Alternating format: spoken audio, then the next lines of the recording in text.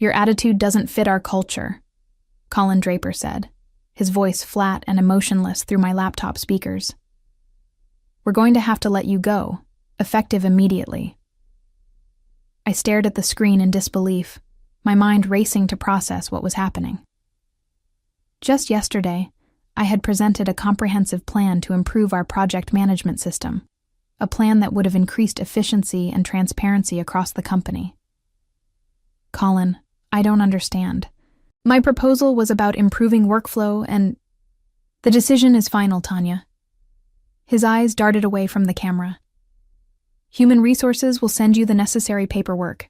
Please return any company property by the end of the week." Before I could respond, he clicked, "End meeting," and my screen went black. I sat there, stunned, in my home office in Fort Lauderdale. 7 years of dedication to Vertex Solutions, countless late nights ensuring projects were delivered on time, and this was how it ended. A 3-minute Zoom call, and a digital door slammed in my face. My name is Tanya Whitmore. At 40 years old, I had built my reputation as an operations analyst who gets things done. I had saved failing projects, smoothed over client relationships damaged by upper management's missteps, and consistently increased our efficiency metrics year after year. The clients loved me because I was straightforward and delivered results. What Colin didn't mention, what he carefully avoided saying, was that my proposed system would have revealed exactly how he and other executives were misallocating resources. The new tracking tools would have shown, with uncomfortable clarity, how budgets were being inflated and timelines manipulated to cover for poor planning at the top. I glanced at my notebook where I'd jotted down the key points of my presentation. Next to it was my phone, which had already begun to vibrate with messages from concerned colleagues who had heard the news. I didn't pick it up. Instead, I opened my laptop and created a new document. At the top, I typed, "Whitmore Consulting Group, Business Plan." A strange calm settled over me. I had expected to feel rage or despair, but instead I felt something different, clarity. I had spent years building relationships with our clients, understanding their needs, and delivering solutions that actually worked.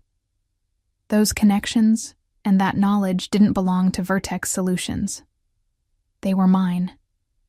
As the reality of my situation sank in, I realized this wasn't an ending. It was an opportunity to finally build something that reflected my values: transparency, efficiency, and genuine client service. The phone continued to buzz, but I ignored it for now. I had planning to do. I had always been the problem solver, the fixer. When I joined Vertex Solutions 7 years ago, they were a struggling project management firm, barely staying afloat in a competitive market. Their processes were outdated, their client communication was inconsistent, and their reputation was suffering. Within my first year, I had completely restructured their workflow systems, implemented regular client check-ins, and developed custom solutions for their 3 biggest accounts. Colin, who had just been promoted to Chief Operations Officer back then, took credit for most of my innovations during executive meetings. But I didn't mind. I believed in the work, not the recognition. "You're invaluable, Tanya," he would say, after I salvaged yet another project that had been mismanaged from the start. "The clients trust you." It was true. While Colin and the other executives wined and dined potential clients with grand promises, I was the one building relationships based on actually delivering on those promises. I spent hours understanding each client's unique challenges, often creating customized solutions that went beyond our standard offerings. James Henderson from Trivexa Corp once told me, "I don't care who's officially in charge. We know you're the one making things happen." Similar sentiments were echoed by Diane Powell at North Peak Engineering and Robert Johnson at Borealis Capital. They all knew who to call when they needed straight answers and real solutions. My husband Tyler had been telling me for years that I was undervalued at Vertex. "You're carrying that company on your shoulders," he would say as I worked late nights fixing problems I hadn't created. "One day, you should strike out on your own." I always dismissed the idea. I had job security, a decent salary, and I was making a difference, even if it wasn't always recognized. Besides, starting over seemed daunting and risky. What Tyler couldn't see, what I was only beginning to realize myself, was how the company culture had been slowly deteriorating. The focus had shifted from client satisfaction to executive bonuses. Projects were being understaffed while budgets mysteriously increased. Resources were allocated based on which managers were in favor that week, not which projects actually needed them. My proposed system would have brought all of this into the light. It would have created automatic reports showing resource allocation, budget usage, and time tracking across all projects. The dashboard would have made it impossible to hide the inefficiencies I had been quietly compensating for over the years. In retrospect, I should have seen Colin's reaction coming. My proposal wasn't just an improvement. It was a threat to the status quo that benefited him and his inner circle. The morning after my termination, I woke up with a strange sense of lightness. Tyler brought me coffee in bed, his face a mixture of concern and anger on my behalf. "I still can't believe they fired you through a video call," he said, sitting on the edge of the bed. "After everything you've done for them." I took a sip of coffee and reached for my laptop. The funny thing is, I'm not even upset anymore. I'm relieved. Relieved? I've been compensating for their mismanagement for years, covering up their mistakes, working around their egos. I'm exhausted, Tyler. He studied my face. "So what are you going to do?" I turned my laptop toward him, showing the business plan I had stayed up half the night creating. "I'm going to start my own consulting firm. Do what I've always done, but on my terms." Tyler scanned the document, his expression shifting from surprise to excitement. "You're serious about this?" "Completely serious," I confirmed. "I've already secured the domain name and started outlining service packages." I spent the rest of the morning sending emails and making phone calls. Not to badmouth Vertex or Colin. I was too professional for that. But to let my contacts know about my career transition. I was careful with my wording, simply stating that I was embarking on a new venture, focused on operational efficiency and project management consulting. By lunchtime, my inbox was filling with responses. Former colleagues expressing shock at my departure, industry contacts offering connections, and most surprisingly, an email from James Henderson at Trivexa Corp. "Heard about your departure from Vertex. Let's talk ASAP." I called him immediately.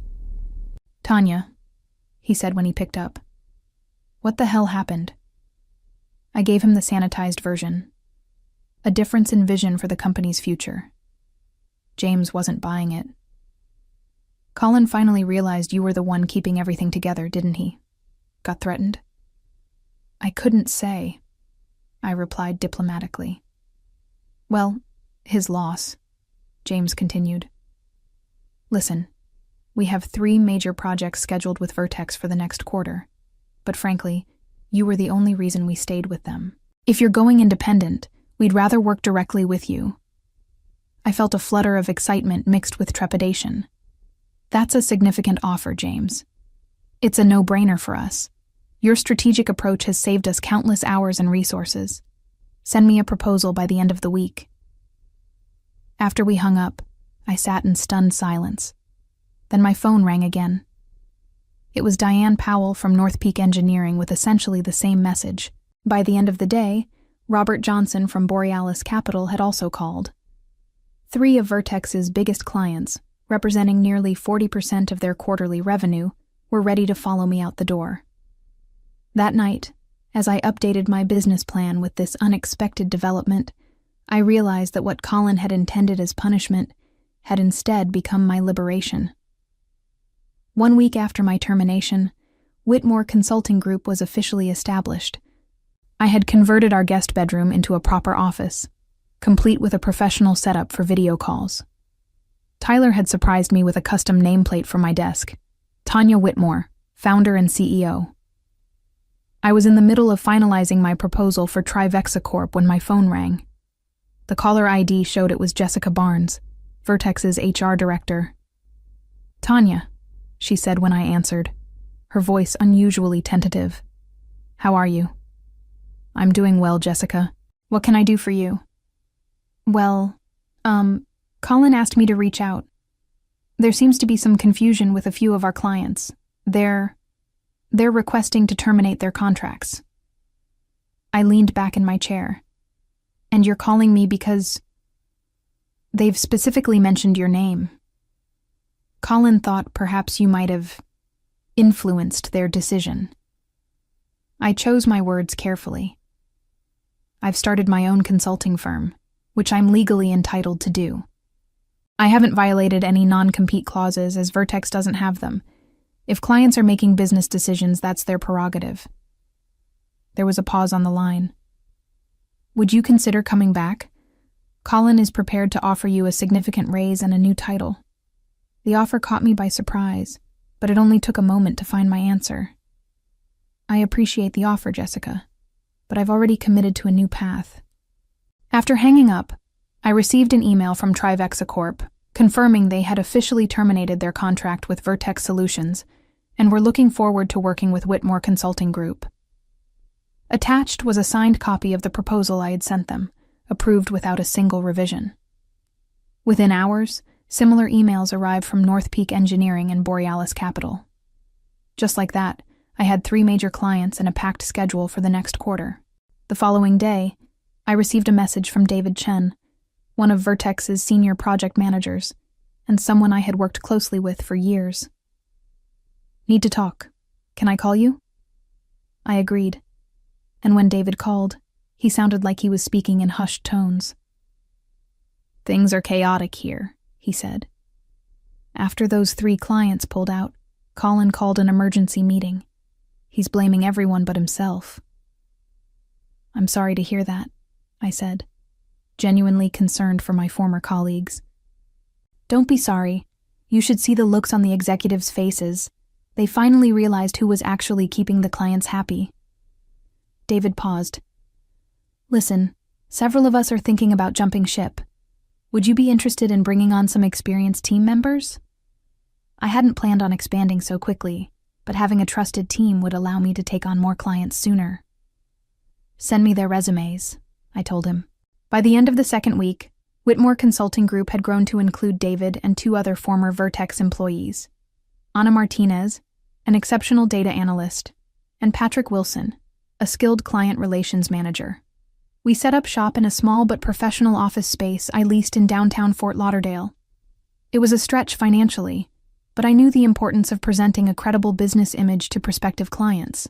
What I didn't realize was how quickly word would spread in our industry.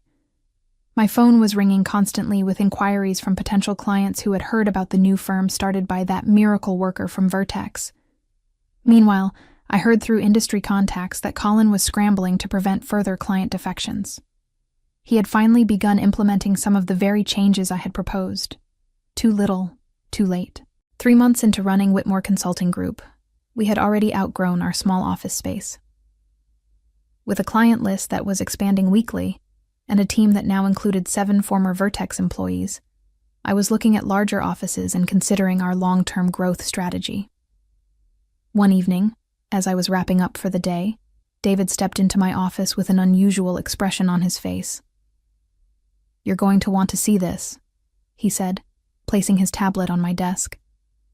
It was an industry newsletter with the headline, "Vertex Solutions Announces Restructuring Amid Client Exodus." The article detailed how the company had lost over 50% of its client base in just 12 weeks and was now laying off nearly a third of its staff. "Colin's been demoted," David added. "The board finally stepped in." I skimmed the article, feeling a complex mix of emotions. I hadn't set out to damage Vertex. I had simply created something better. "There's more," David said, taking back the tablet and navigating to another page. "Look who's reaching out." It was a LinkedIn message from Edward Novak, Vertex's CEO. "Tanya, I think we need to talk. The board has some questions about the systems you developed while at Vertex, and frankly, we could use your insights. Would you be open to a consultation?" I looked up at David, who was grinning now. They want to hire you to fix the mess they created when they fired you. The irony wasn't lost on me. Let me think about it, I told David. That night, I discussed the situation with Tyler over dinner. You don't owe them anything, he reminded me. But it could be good business to help them. Plus, it would show everyone that you're the bigger person. I nodded, considering the angles. It would also give me a chance to implement the transparency measures I always wanted to see there. The next day, I responded to Edward's message, agreeing to meet, but making it clear that I would be coming as a consultant, not as a potential employee. The meeting was set for the following week at Vertex's headquarters. When I arrived, the atmosphere was noticeably different.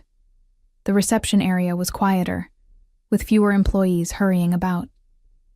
Edward greeted me himself, looking worn and humbled. "Thank you for coming, Tanya," he said, leading me to the conference room.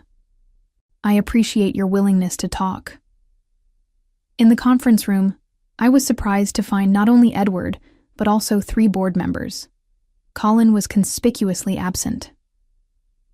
"Before we begin," Edward said once we were all seated, "I want to apologize for how your departure was handled. It was unprofessional, and as we've now realized, extremely short-sighted." One of the board members, an older woman I recognized as Victoria Winters, spoke up.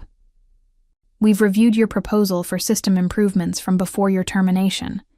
It's exactly what this company needs, and frankly, should have implemented years ago.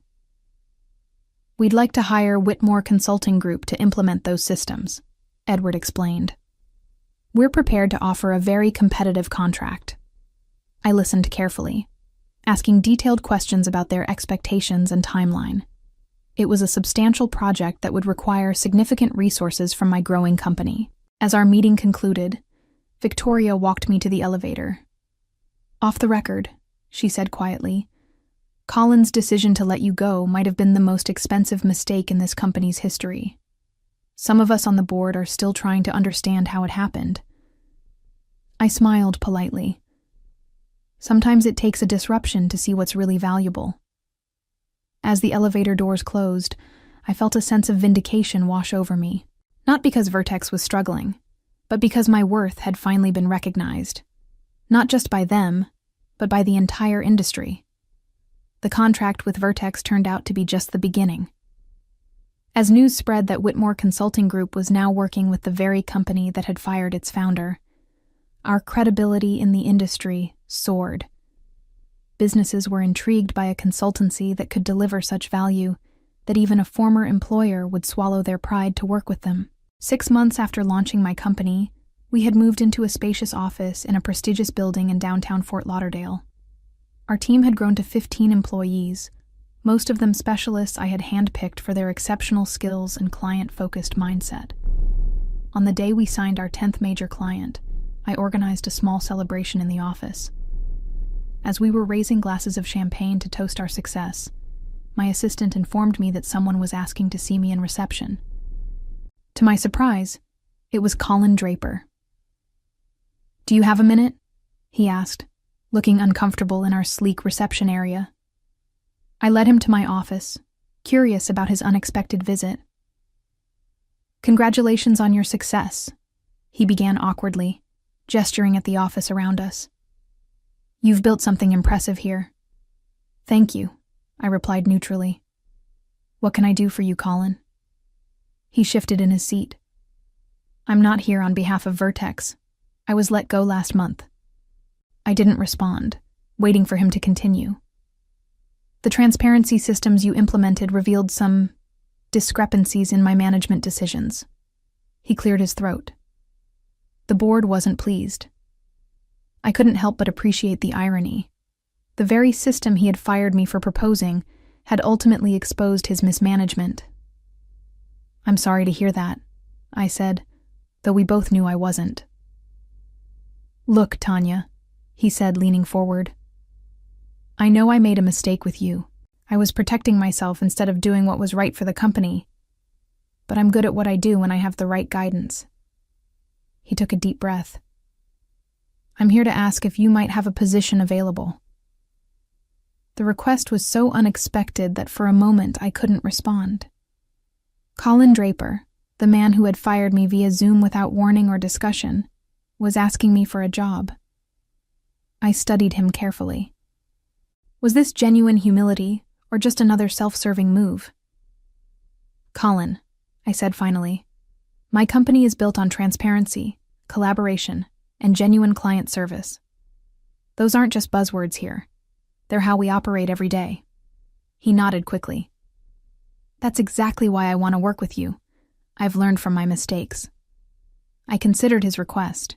Hiring Colin would be seen as either an incredible act of forgiveness or a foolish decision to bring in someone who had already proven his character. "I don't have a position for you," I said at last, watching his face fall. "But I do have some contacts in the industry who might. I'll make some calls on one condition." "What's that?" "That you understand what actually happened between us. I wasn't fired because my attitude didn't fit the culture. I was fired because I threatened a system that was benefiting you at the expense of clients and colleagues." Colin had the decency to look ashamed. "You're right, and I've paid for that mistake." As I walked him out, I realized that my company's success wasn't just measured in clients and revenue. It was also reflected in this moment, having the confidence and security to face a former adversary without bitterness. Later that afternoon, I made those calls as promised. Not because Colin deserved my help, but because it was the kind of leader I had chosen to be. One who values growth and second chances, even for those who hadn't offered me the same. 1 year after being fired over Zoom, I stood at the podium as the keynote speaker at the annual Project Management Excellence Conference in Miami. The irony wasn't lost on me. The previous year, Colin had represented Vertex Solutions at this very event. "Success isn't just about having the right strategies," I told the room filled with industry professionals. "It's about implementing them with integrity and transparency." As I spoke, I could see the executives from Vertex Solutions sitting in the front row. Edward Novak nodded along with my points, while Victoria Winters actually took notes. Their company had stabilized under new leadership, though they hadn't regained their former market position. "When I founded Whitmore Consulting Group," I continued, "it wasn't about competing with former employers or proving anyone wrong. It was about creating a space where good work could be done honestly, where clients received the value they paid for, and where employees were recognized for their contributions." After my speech, during the networking reception, Edward approached me with a glass of sparkling water. "That was an excellent presentation, Tanya," he said, though I couldn't help feeling it was partially directed at us. I smiled. "Take it however you need to, Edward." He glanced around at the crowd, many of whom were gathered around my colleagues from Whitmore Consulting. "Your company has captured the imagination of the industry. Everyone wants to know your secret." "There is no secret," I replied. "Just good work, genuine relationships, and transparent processes. Everything I tried to implement at Vertex." Edward's expression turned reflective. "The board has been discussing a potential acquisition offer. Vertex is still struggling to rebuild its client base, and your systems have only highlighted the structural issues we've ignored for years." I raised an eyebrow, surprised by his candor. "Are you suggesting what I think you're suggesting? Would Whitmore Consulting Group consider acquiring Vertex Solutions? It would be an unorthodox move, but potentially beneficial for both companies."